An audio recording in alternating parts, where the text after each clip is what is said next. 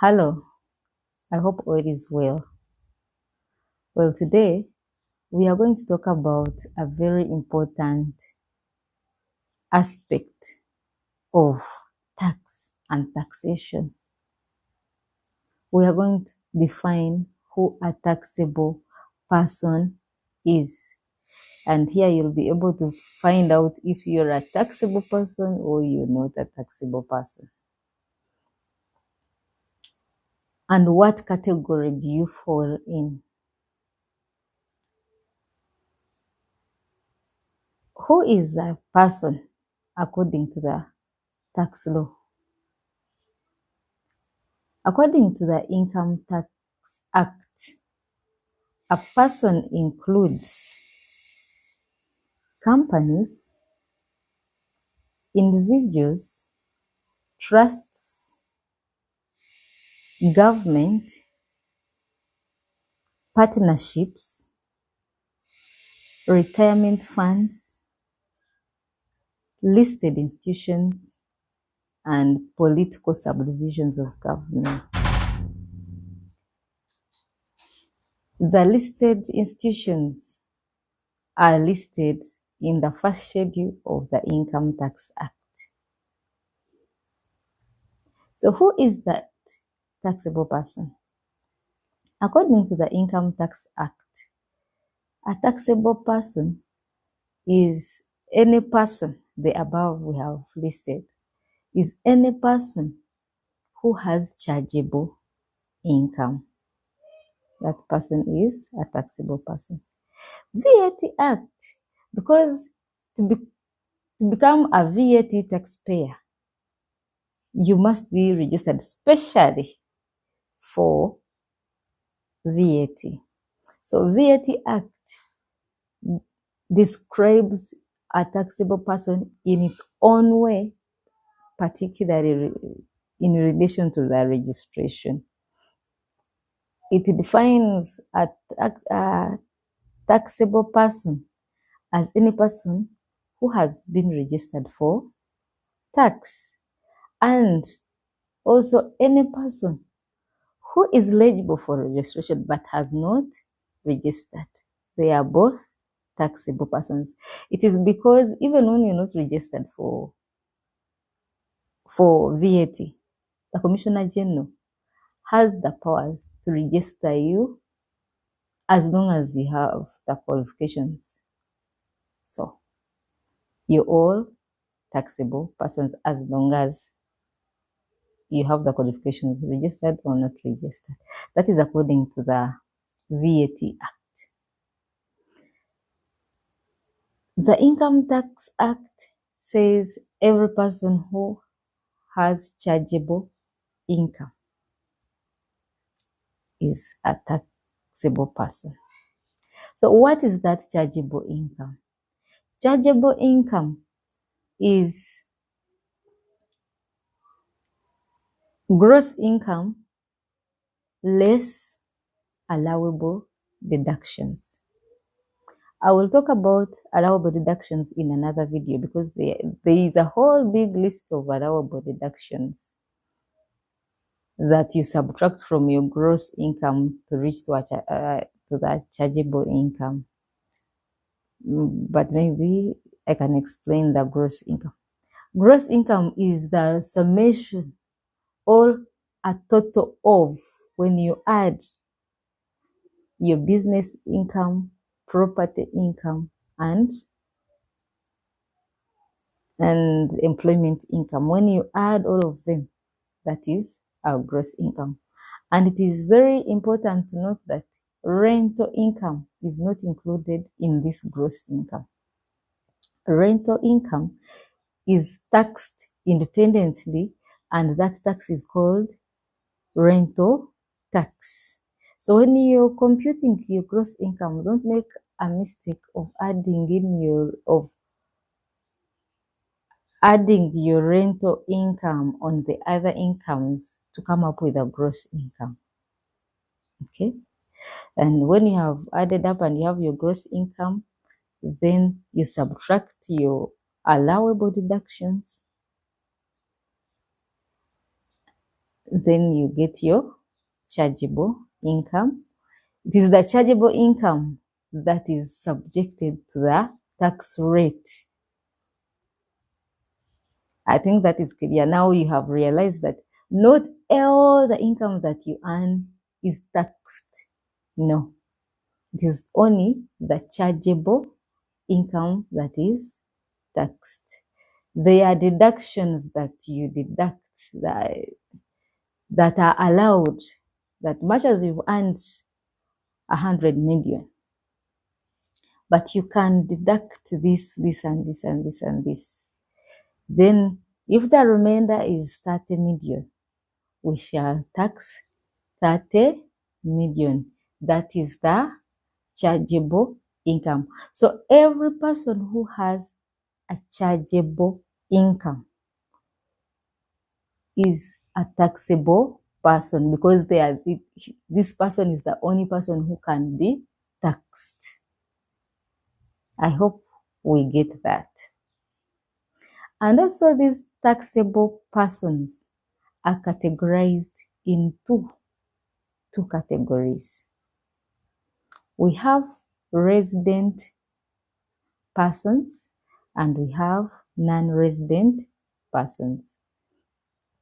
Resident persons are also categorized according to the categories of persons we have seen. We had the company, retirement fund, trust, blah, blah.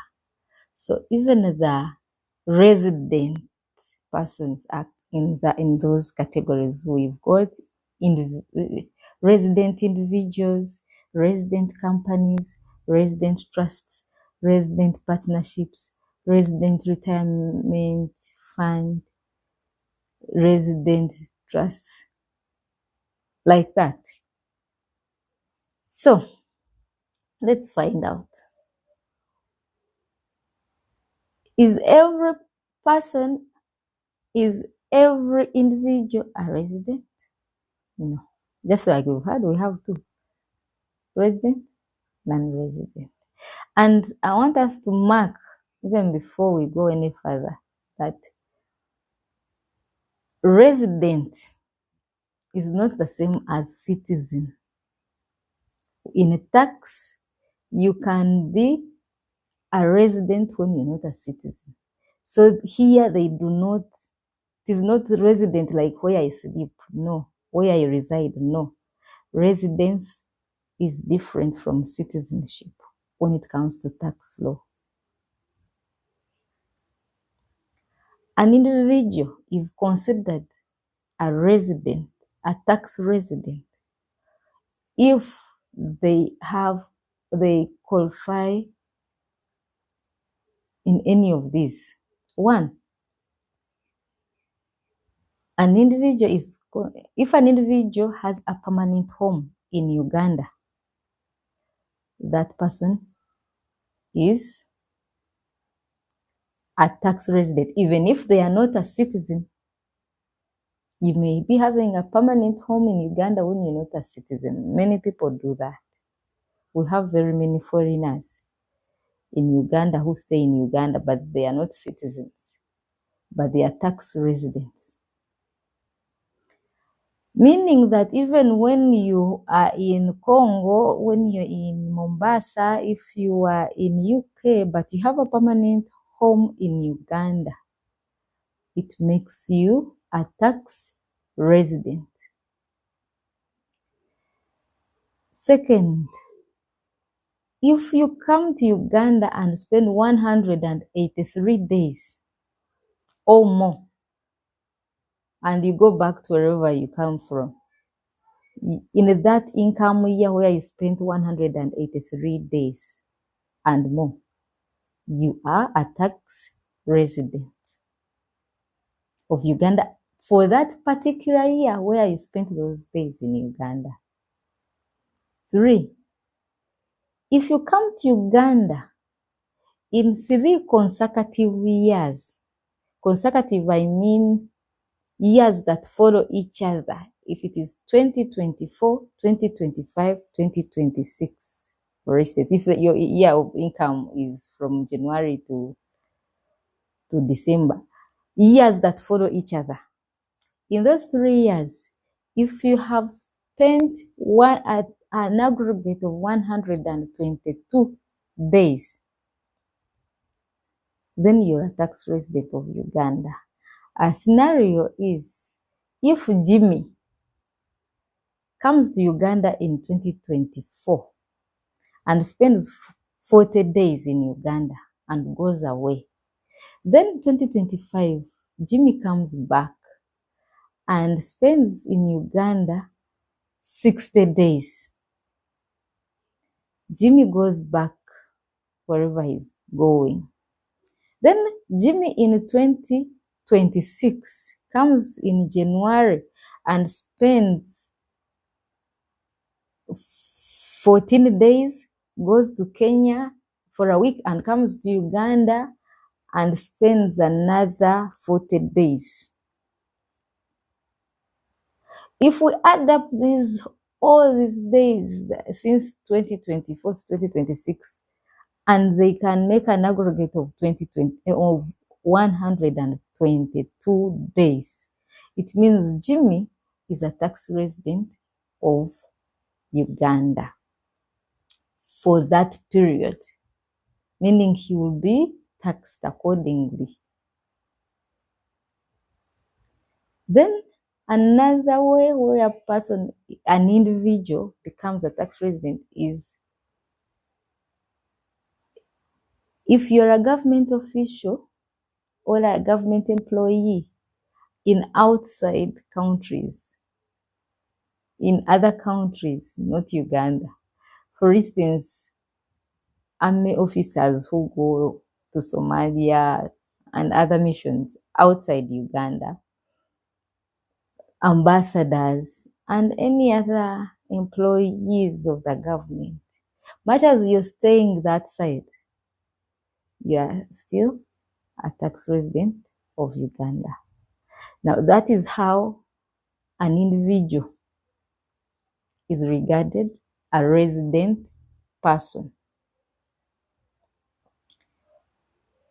Resident company.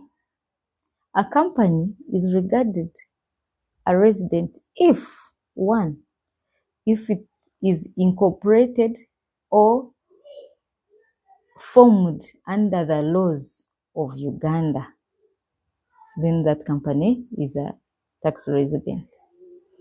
Two, if the management and control of this company is exercised in Uganda, then this company is a tax resident of Uganda. Third, if a company's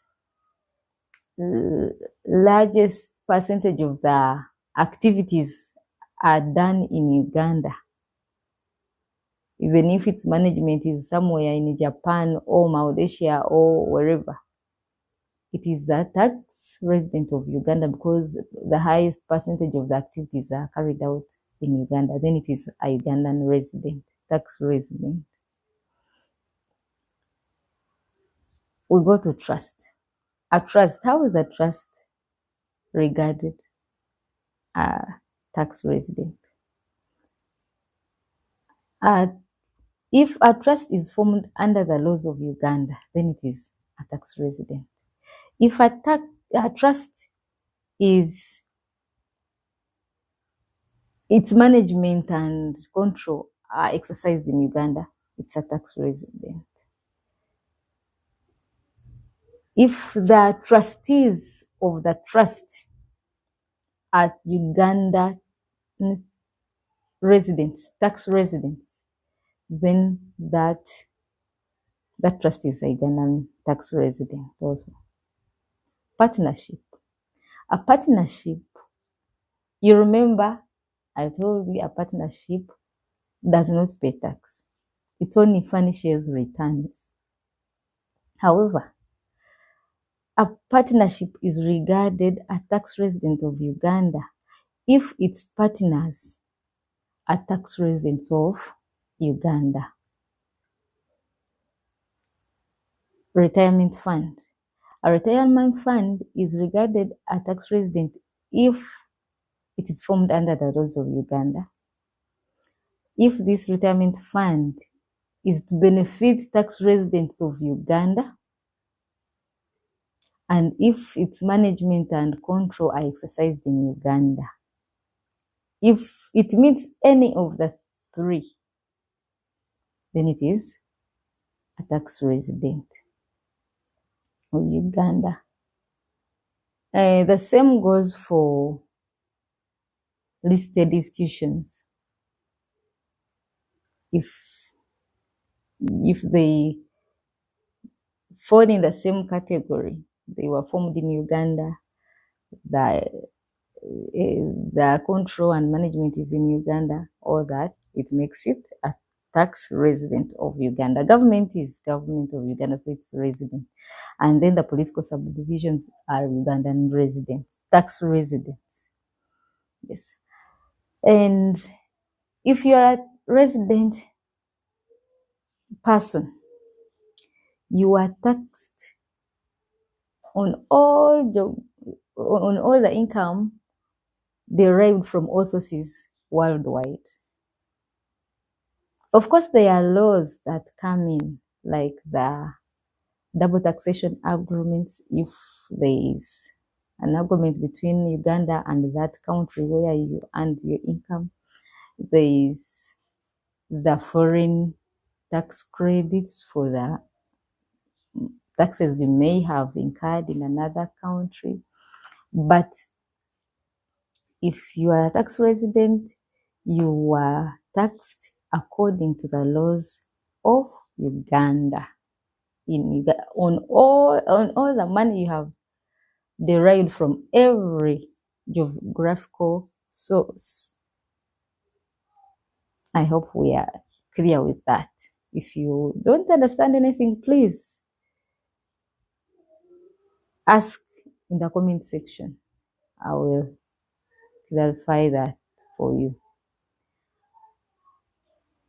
I will never forget that tax residence has nothing to do with citizenship. It is a different law.